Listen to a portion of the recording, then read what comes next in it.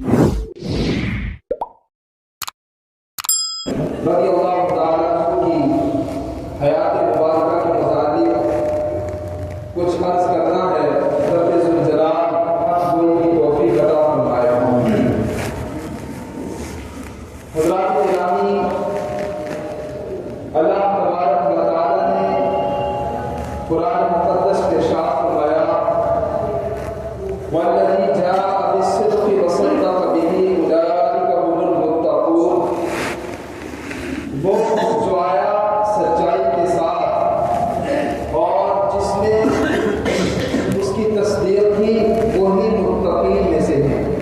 متقی حضرات گرامی، رسالۃ مقدسہ میں سچائی لے کر آنے والے ہمارے آقا تاجدار انبیاء احمد مجتبیٰ محمد مصطفیٰ صلی اللہ علیہ وسلم ہیں، اور آقا کریم صلی اللہ تعالی علیہ وسلم کی تصدیق کرنے والے سیدنا صدیق اکبر رضی اللہ تعالی عنہ ہیں۔ حضرات گرامی، سیدنا صدیق اکبر رضی اللہ تعالی عنہ کے مقام، آپ کا مرتبہ یہاں سے معلوم ہمیں کر لینا چاہیے اور اندازہ لگا لینا چاہیے کہ رب ذوالجلال سیدنا صدیق اکبر رضی اللہ تعالی عنہ کو آقا کریم صلی اللہ علیہ وسلم کے ساتھ علاقہ فرماتا ہے، اولئک هم المتقون، یہی متقین ہیں۔ اس سے آپ کے تقویٰ کا اندازہ لگایا جاتا ہے کہ رب ذوالجلال نے آپ کو تقویٰ کی کتنی اعلیٰ منزلوں پر فائز کروایا۔ حضرات گرامی، سیدنا صدیق اکبر رضی اللہ تعالیٰ عنہ حضور نبی کریم صلی اللہ علیہ وسلم کے پہلے خلیفہ ہیں، اور آپ سارے انبیاء کرام کے بعد تمام انسانوں میں افضل والا ہے۔ آپ کا مقام افضل ہے، یہ اہل سنت کا عقیدہ ہے۔ سیدنا صدیق اکبر رضی اللہ تعالیٰ عنہ کے بعد فاروق اعظم ہیں، ان کا دوسرا مقام ہے، اور ان کے بعد حضرت عثمان غنی اور پھر مولا علی، مولا کائنات رضی اللہ تعالیٰ۔ ان چار خلفائے کرام کے بعد جو مقام ہے وہ عشرہ مبشرہ کا ہے، یعنی وہ صحابہ جن کو نبی کریم صلی اللہ علیہ وسلم نے جنت کی بشارت دی۔ ان کے بعد وہ صحابہ جو بدری صحابہ ہیں جنہوں نے جنگ بدر میں شرکت فرمائی، اور پھر وہ صحابہ جنہوں نے جنگ احد میں شرکت فرمائی، پھر ان کے بعد وہ صحابہ جو بیعت رضوان میں جو ہے شریک ہوئے۔ یہ صحابہ کرام کی ترتیب ہے افضلیت کے لحاظ سے۔ سیدنا صدیق اکبر رضی اللہ تعالیٰ عنہ کا نام اب ہوتا ہے، توجہ سے سننا۔ سیدنا صدیق اکبر رضی اللہ تعالیٰ عنہ کی ذات کے اسلام پر کتنے احسانات ہیں، انہوں نے اسلام پر کتنا احسان کیا ہے اور اسلام کو کتنا مضبوط کیا ہے، اور ہم سب پر کتنا احسان ہے سیدنا صدیق اکبر کا، کہ آج ہمیں سننا ہے اور اسے یاد رکھنا ہے۔ سیدنا صدیق اکبر رضی اللہ تعالیٰ عنہ کا نام عبداللہ ہے، اور آپ کے والد گرامی کا نام عثمان ہے، اور ان کی کنیت ابو قحافہ ہے۔ آپ کی والدہ کا نام جو ہے اسما ہے، اور ان کی کنیت ام الخیر ہے۔ ابو بکر یہ سیدنا صدیق اکبر کا لقب ہے، اور اسی طرح صدیق بھی آپ کا لقب ہے، اور عتیق بھی آپ کا لقب ہے۔ ابو بکر جو آپ کو لقب ملا ہے، اس کے کیا معنی ہے، اسے سمجھیں۔ عربی لغت میں ابو کے معنی آتے ہیں والد، اور بکر کے معنی آتے ہیں سبقت، پہل، یعنی کسی معاملہ میں سبقت اختیار کرنا، پہلا مقام حاصل کر لینا، آگے بڑھ جانا، آگے بڑھنے والا، سبقت والا۔ ابو بکر یعنی سبقت کرنے والا، سابق الاسلام، سب سے پہلے اسلام قبول کرنے والا۔ سب سے پہلا خلیفہ افضلیت کے لحاظ سے سارے صحابہ کرام پر فوقیت لے جانے والا ابو بکر کے ایمان، اور صدیق یعنی نبی پاک صلی اللہ علیہ وسلم جب معراج کو تشریف لے گئے اور معراج کے بعد جب واپس آئے تو اس وقت سیدنا صدیق اکبر نے آقا کریم صلی اللہ علیہ وسلم کی جب تصدیق کی کہ میں تصدیق کرتا ہوں میرے محبوب سچ کہتے ہیں، تو اس وقت حضور علیہ السلام نے آپ کو یہ لقب عطا فرمایا صدیق، کہ آپ سچ بولنے والے ہیں۔ اور عتیق یہ بھی آپ کا لقب ہے، عتیق کے معنی آتے ہیں آزاد۔ نبی کریم صلی اللہ علیہ وسلم نے آپ کو یہ لقب عطا فرمایا کہ عتیق یعنی صدیق اکبر جو ہیں وہ عتیقوں من النار، جہنم سے آزاد، سبحان اللہ، جہنم سے آزاد ہیں، یہ آپ کے لقب ہیں۔ سیدنا صدیق اکبر رضی اللہ تعالیٰ عنہ کو تمام صحابہ میں یہ خصوصیت حاصل ہے کہ آپ کے والد بھی صحابی، آپ کی والدہ بھی صحابی، آپ کی ساری اولاد بھی صحابی، آپ کی ساری ازواج بھی صحابی۔ یہ مقام صرف آپ کا ہے تمام صحابہ میں، باقی کسی کو بھی یہ مقام حاصل نہیں۔ سبحان اللہ۔ سیدنا صدیق اکبر رضی اللہ تعالیٰ عنہ جو ہے وہ آقا کریم صلی اللہ علیہ وسلم کے بہت عاشق صادق ہیں۔ سیدنا صدیق اکبر رضی اللہ تعالیٰ عنہ کے اسلام کو کتنے احسانات ہیں آپ دیکھیں کہ روایت میں آتا ہے کہ سیدنا صدیق اکبر رضی اللہ تعالیٰ عنہ زمانہ جاہلیت میں ہی عرب کے سرداروں میں شمار کیے جاتے ہیں، یعنی زمانہ جاہلیت میں ہی آپ بت پرستی سے بھی پاک رہے، ہمیشہ سچ بولتے تھے، امین تھے، صادق تھے، آپ کی عادات کو، آپ کے کردار کو، آپ کی صداقت کو لوگوں نے دیکھ کر آپ کو قضاءت کا جو ہے امین بنایا گیا، مقدمات کے فیصلے کیا کرتے تھے، خون بہا کے فیصلے کیا کرتے تھے۔ سیدنا صدیق اکبر رضی اللہ تعالیٰ عنہ کو یہ مقام حاصل رہا کہ زمانہ جاہلیت میں بھی کبھی آپ نے شراب نہیں کی۔ آپ سے جب پوچھا گیا تو آپ نے ارشاد فرمایا تم تو اصغر عرضی و احفظ مربتی، فرمایا میں اپنی عزت کی حفاظت کرتا تھا اور اپنی مربت کی حفاظت، اس لیے میں نے شراب نہیں۔ تو آقا کریم صلی اللہ علیہ وسلم نے جب یہ سنا تو حضور نے فرمایا میرے یار بات نے سچ فرمایا، میرے صدیق نے سچ فرمایا۔ سیدنا صدیق اکبر رضی اللہ تعالیٰ عنہ کے بارے میں آتا ہے آپ امیر لوگوں میں سے تھے اور رئیس لوگوں میں سے تھے۔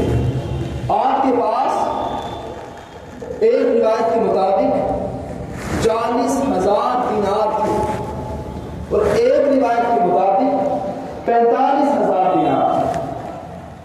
دینار انڈین کرنسی کے مطابق آج بھی کویت میں دینار چلتا ہے، میرے خیال میں 250 سے بھی زیادہ انڈین کرنسی سے زیادہ ہے، وہاں کا ایک دینار، یہاں کا ایک روپے، یہاں کے 250 سے زیادہ روپے اور وہاں کا ایک دینار۔ سیدنا صدیق اکبر رضی اللہ تعالیٰ عنہ کے پاس 40,000 یا 45,000 دینار تھے، اور سیدنا صدیق اکبر کی جان نثار ہوئی۔ اسلام کے لیے کتنا آپ نے جو ہے کتنی قربانیاں دی اور کتنا آپ نے خرچ کیا یہ دیکھیں۔ آپ نے مکہ میں 35,000 دینار یا 40,000 دینار آپ نے مکی زندگی میں اسلام کے لیے اور حضور علیہ السلام کے لیے خرچ کیا، اور بچے 5,000 دینار تو آپ نے وہ مدنی زندگی میں حضور علیہ السلام کے لیے خرچ کیا، اسلام کے لیے پوری دولت دین اسلام کے لیے نچھاور کر۔ حضرت سیدنا صدیق اکبر رضی اللہ تعالیٰ عنہ نے جب اسلام شروع ہوا دین اسلام تو اکثر غریب لوگ مسلمان ہوئے، غلام لوگ مسلمان ہوئے، جن پر کفار مکہ نے ظلم و تشدد کی انتہا کر دی۔ حضرت بلال حبشی کو سیدنا صدیق اکبر نے خریدا اور آزاد کیا، حضرت عامر بن فہیرہ کو، حضرت ابو فقیہ کو، اس طرح دیگر 7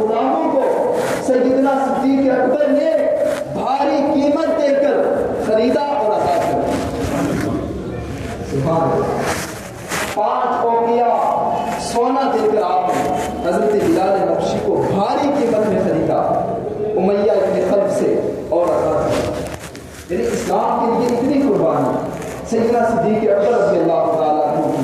और जब आका करीम सल्लल्लाहु अलैहि वसल्लम ने हिजरत फरमाई, मदीना गए, तो सबसे पहले मस्जिद नबवी की जो जगह खरीदी गई, उस जगह के लिए जो रकम दी गई, वो भी सैयदना सिद्दीक़ अकबर रज़ियल्लाहु ताला अन्हु ने अदा। ये मकाम है, आज लोग जानते ही नहीं सैयदना सिद्दीक़ अकबर का मकाम क्या है। उन्होंने इस्लाम के लिए कितनी कुर्बानियाँ दी, कसम खुदा की। हज़रत अबू हुरैरा रज़ियल्लाहु ताला अन्हु फरमाते हैं, जब आका करीम सल्लल्लाहु अलैहि वसल्लम का विसाल हुआ, उस वक्त कैसे हालात थे। सहाबा इकराम गम से नढाल थे, गम से चूर हो चुके थे, टूट गए थे। अपनी भी हालत की फिक्र नहीं थी, अपनी फिक्र नहीं थी, अपनी औलाद की फिक्र नहीं थी। खाना पीना छोड़ दिया सहाबा इकराम ने, कई दिन तक भूखे रहे। हजरत अली तो जहां बैठ गए वहां से उठ नहीं सके। हजरत उमर फारूक आजम के हाथ में तलवार थी और आप तलवार लहरा कर ये कह रहे थे, खबरदार अगर किसी ने कहा मेरे आका का इंतकाल हो गया, जिसने कहा मैं उसकी गर्दन उड़ा दूं। ये सहाबा इकराम के हालात टूट चुके थे। उस वक्त दीन इस्लाम को संभाला वो सैयदना सिद्दीक़ अकबर के साथ।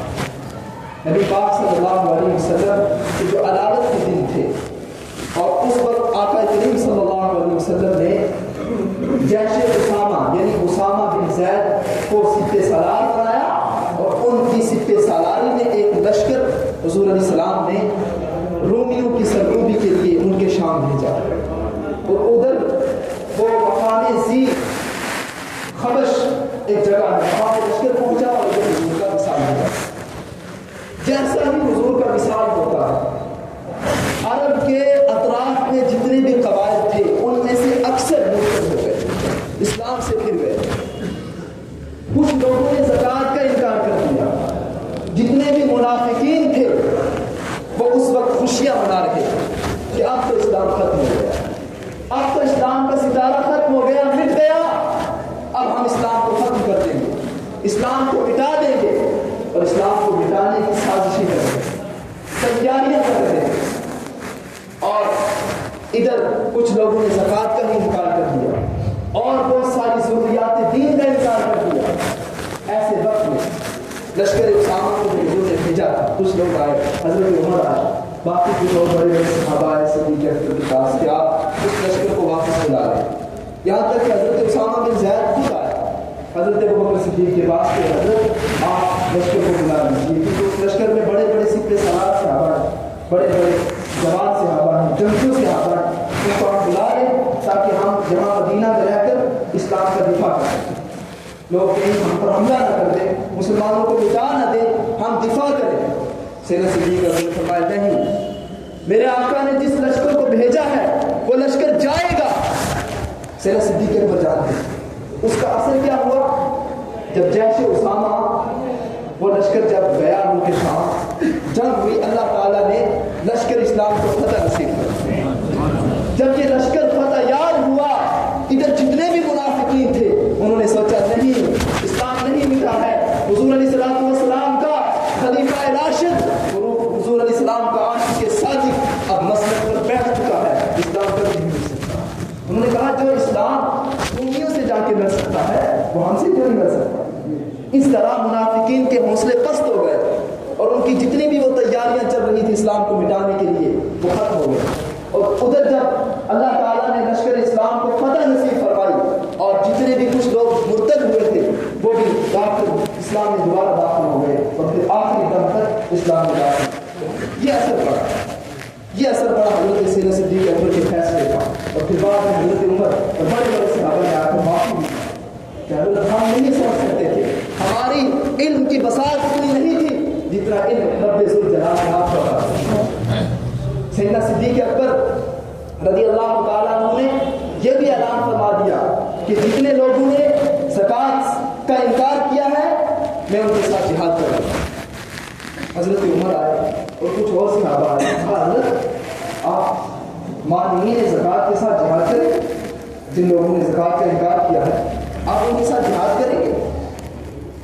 ऐसे माहौल में जबकि اسلام کے لیے نہایت سخت نازک دور ہے اور اسلام کا نظام درہم برہم ہو جائے گا، آپ جہاد نہ کریں۔ آپ نے فرمایا نہیں، سنو، جو آقا کریم صلی اللہ علیہ وسلم کے دور میں بطور زکوٰۃ ایک رسی دیتا تھا، اونٹ دیتا تھا، اور اس کے ساتھ جو رسی دیتا تھا، اگر آج اس نے اس رسی کا انکار کیا، یعنی اونٹ تو دیتا ہے لیکن اونٹ کے ساتھ جو رسی دیتا تھا آقا کریم کے زمانے میں، اگر اس رسی کا انکار کرے گا تو سنو، صدیق اس کے ساتھ بھی جہاد کرے گا۔ صدیق اکبر کا سخت ہو جانا اور اس فیصلے پر برقرار رہنا، اس کا اثر یہ پڑا کہ جتنے بھی زکوٰۃ کے مرتدین تھے ان کے ساتھ جہاد ہوا، اللہ نے اسلام کو فتح نصیب فرمائی اور اسلام مضبوط ہو گیا۔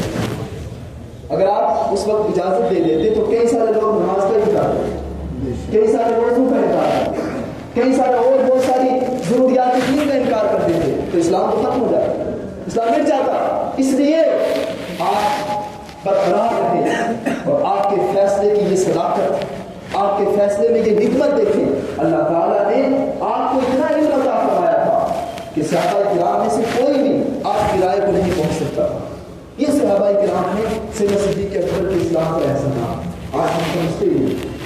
حضرت سیدنا صدیق اکبر رضی اللہ تعالیٰ صحابہ کرام کے وہ پہلے صحابی ہیں جنہوں نے سب سے پہلے دین اسلام کی تبلیغ کی۔ جب مسلمانوں کی تعداد 40 ہو گئی تو اس سے پہلے مسلمان چھپ کے رہتے ہیں۔ حضور نے خود فرمایا تھا کہ آپ اسلام کو ظاہر نہ کریں، اپنے ایمان کو ظاہر نہ کریں، کیونکہ کفار مکہ ظلم کریں گے، تشدد کریں گے، سختی کریں گے۔ لیکن جب مسلمانوں کی تعداد 40 ہو گئی تو سیدنا صدیق اکبر نے آقا کریم صلی اللہ علیہ وسلم سے عرض کیا، یا رسول اللہ، اب آپ اجازت دیں ہم اپنے ایمان کا اظہار کریں، اسلام کا اظہار کریں۔ سیدنا صدیق اکبر رضی اللہ تعالیٰ عنہ مسلمانوں کو لے کر حرم میں تشریف لے گئے اور حرم میں جا کر طواف کعبہ کیا اور آپ نے خطبہ دیا، لوگوں کو اسلام کی دعوت دی۔ آپ کی دعوت پر سب سے پہلا شخص جو مسلمان ہوا وہ حضرت امیر حمزہ حضور علیہ السلام کے چچا، وہ آپ کی دعوت پر مسلمان ہوئے۔ حضرت عثمان غنی رضی اللہ تعالیٰ عنہ بھی آپ کی دعوت پر مسلمان ہوئے۔ ان کے علاوہ اور بھی بہت سارے صحابہ سیدنا صدیق اکبر رضی اللہ تعالیٰ عنہ کی دعوت پر مسلمان ہوئے۔ سیدنا صدیق اکبر کے کتنے احسانات، نبی پاک صلی اللہ علیہ وسلم کتنے جانسار۔ جب آپ نے یہ خطبہ دیا نا اور اسلام کی دعوت دی تو کفار مکہ آپ کو ٹوٹ پڑے۔ سیدنا صدیق اکبر رضی اللہ تعالیٰ کو اتنا مارا کہ آپ بے ہوش ہو گئے اور آپ کا پورا جسم مبارک خون سے لہو ہو گئے۔ آپ کو اٹھا کے کھلایا گیا۔ سیدنا صدیق اکبر رضی اللہ تعالیٰ شام کے وقت ہوش آیا۔ آپ نے جب ہوش آیا، دیکھو کیسی محبت تھی حضور، قسم خدا کی ایسی محبت کی اگر کوئی مثال ہے تو آپ کو مثال نہیں مل سکتی۔